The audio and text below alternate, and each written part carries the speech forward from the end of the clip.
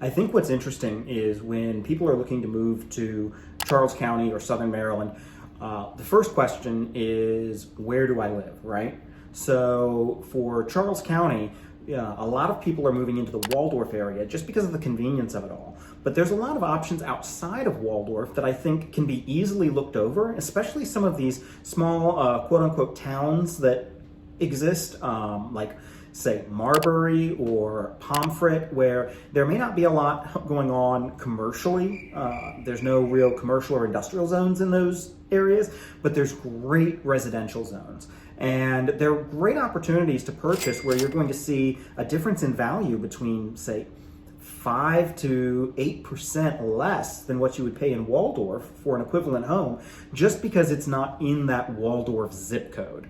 So there's a lot to be said for that, and you're looking at, in terms of commute times, adding 5 or 10 minutes additional onto your commute. And I have to wonder, for somebody that isn't either A, not concerned with commute times because they're working remotely or they're working locally and they don't need to make that trek into DC, I think that looking in those areas is a really great option.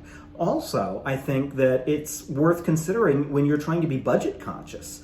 Waldorf has gotten really expensive. I looked at the numbers and the prices have pretty much doubled in the last 10 years. The average home was $245,000 in 2012, and it's $448,000 today. So it's almost exactly double.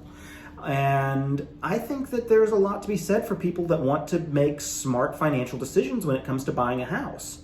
So things to consider are neighborhoods like that, I think.